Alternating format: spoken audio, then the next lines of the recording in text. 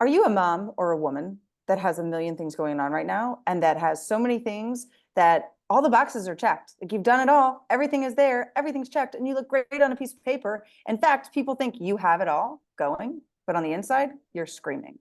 If you are, stay tuned for our conversation because it's going to be absolutely amazing around this topic.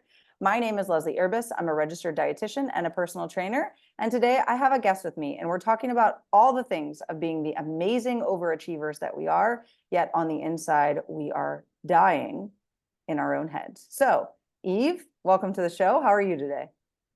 I am great, and thank you for having me and sharing the opportunity to be here with you. And I'm really, really excited to get into this topic because I think a lot of us are dying to know what we can do about it and that it's okay to think on the outside that we have all the boxes ticked, but on the inside that we're like, with, as I said, 40 tabs open and being overwhelmed.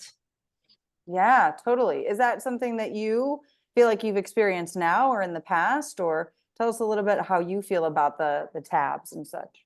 I do believe like as a mom or as general as a woman, you have like always multiple tabs open in your mind. Like if you would ask a guy like, what are you thinking right now? It's like nothing. And you're like, okay, what do we need to cook? And what do we need to wear? And what do we need to do this? And what do we need to do tomorrow? So we're always thinking multiple things at the same day and at even the same second.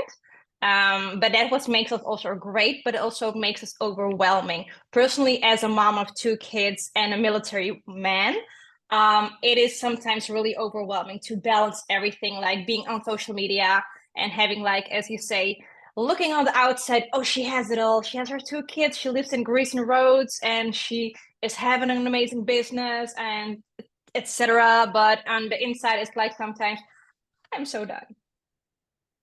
So yeah, Yeah. I can totally relate to that. And it's okay. It's okay to sometimes don't have your shit together. We are people. We have a soul. We need to nurture ourselves because otherwise it will have a ripple effect on our health. 100% for sure. And I can agree to that about it. I always think of Kevin Costner in the movie For the Love of the Game. I don't know his character's name. I can't remember it for the life of me, but he's a pitcher in the movie. I'm a big baseball person. I was raised highly in baseball. It's not a very well-known sport, but it's a well-known sport, but not really revered in anywhere but America, I'd have to say. But um, in the movie, he has these moments where like he's standing on the pitcher's mound, he's getting ready to pitch, and the stadium's going crazy, and he's just like, turn on mechanism. And it goes silent in the movie theater because or in the movie because he's turned the mechanism on in his brain, and then all you hear is him and his thoughts in the brain. And my dad was a former baseball player, and he says that that's a thing, that like you have to get over the noise of the crowd for sure. Sometimes you want it, sometimes you want their support, so you turn it on, sometimes you don't, you turn it off. I call that a mom mechanism too, because there are moments that, people are like, your kid's crying. I was like, nope, didn't know that, because I kicked the Exactly. mechanism off. Okay. But from what you were saying about, needing social media, needing overwhelm, what I like to think of is when my brain goes into overwhelm, I'm in fight, flight, or freeze, which means I'm out of alignment with who I am, which means at some point I stepped into fear. And whether it was fear of being judged as the mom that forgot the white t-shirt on the day they needed the white t-shirt, or as a fear for that other mom, that judgy mom that I think is judging me when really I'm judging myself. And that fear that haunts me. I really like to use that as when I'm in overwhelm, I typically pause and reflect and say to myself, where did I pick up the fear? What am I afraid of right now that I'm so overwhelmed? Because if I'm overwhelmed, I'm in fear of something. So I'm True. curious, when someone comes to you and they're also in this overwhelm, I know you help moms with like back to school programs and stuff like that, and I totally understand the fear of that. When that occurs and they're in so much overwhelm, what's the first thing you kind of start with them? What do you say? What do you do? Where do you go in that moment? First of all, if it's in the morning and you just had your kids with breakfast and you need to rush, rush, rush, rush, rush, I do want you to take like a pause, even if that's a minute, and just deep breathe. Think of yourself, you're capable, you're worthy enough, and I say it as a stupid example, but it really gets me through. Like, if someone, if you just would break your leg right now, would there be someone to help you right now? No, you need to get your shit together because you're the only one that is affected right now. So think of yourself. Don't think, what will he or she say? Why am I not good enough? Why? Get that out of your head, because most of the times it is what you say. It's the fear of what the outside world is thinking of you, and it has nothing to do with you. It's their belief, and it's totally unrelated to you, but it affects the energy, and that's why you get not in line with yourself. And as long as you think, okay, it's okay, I'm okay, my kids are okay, my kids are healthy, me as a family, we are healthy, and I am able, and I get to wake up in the morning, I get to bring my kids to school, and I get to do everything that I want to do today. And only if, and it's not that I should do, I get to. So if you only change that word, it changes a mindset inside of yourself, so you're like more hopeful and releasing that fear of the outside world or the noise in your own head. Definitely. You're talking about, changing the story, right? You're changing the person that's telling the story, you're claiming it for yourself and changing the cause, right? Law of cause and Yes, effect. I'm changing the cause of myself. I'm changing the changing the cause being my narrative. thoughts. Yes. That's awesome. That's awesome. That's a great standpoint to do. And most moms, at least that I've met, it's really hard. We're aimlessly walking around putting on everybody else's oxygen mask while meanwhile we can't breathe through our own nose here. But I think the key to women is, one, you're not alone, right? You're not alone. This is something that we all experience. We all have. It's just a part of life. But it's handling that piece, because like we talked about, like with your health, with your body, with all the things, the goal is to have it all, right? We didn't want to give it up. Maybe we checked the box, got married, woohoo, got kids, woohoo. And then all of a sudden we're like, okay, what's next? Because I think the things that are next are all the things people talk about are awful. You go through menopause, perimenopause, all these things, which if you've heard me talk about on this channel, I don't really believe in the symptoms of them, which we can go into those in other episodes. I'll tag them below. But also things like, and then you die, and then you whatever, right? Nobody's like, when I had kids, that my life just started. Okay, maybe Amanda Francis, love her to death. And I completely agree with her point of view from a motherhood standpoint of kids make things better and not worse. But what is something, now that you are a mom and your kids are older and you're doing all this, what is something that you're looking forward to as you continue onward in life? What's something you are looking forward to? If I would have say like I'm ticking all the boxes, first of all, I would have my husband not in the military anymore.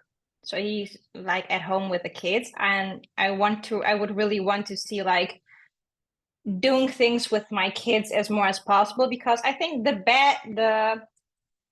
the past, if you told someone how does it look like to be rich, and they will tell you like, oh, a house, a big pool, and big cars, and whatever it is. And the truth is, something that you're never ever going to get back is your time and your health. So ticking all the boxes, but also have that freedom to do whatever the fuck you want, for my sorry for my language, with your kids, with your family, and really have memories and build that life instead of having material things, and Yeah, really nourish your well-being. I think I that's love the it. most important thing. Yeah, I love it. I always say to people, the only moment we really have is now, right? The moment from 10 minutes from Exactly. now is over. The moment 10 minutes from now is over. Whereas in the future, 10 minutes behind is over, 10 minutes behind is over. And that's really hard to settle into because we're typically always, anxious about the future or worried about the past or in regret about the past. And it's one of those moments to just have that, I get to be here. I get to do this. This is my luck. And it's not always the easiest to start with. So if you're listening to this conversation and you're like, okay, you people are too freaking cheery for me. I don't understand. Like, this is like, I am in the should, would, coulds, etc.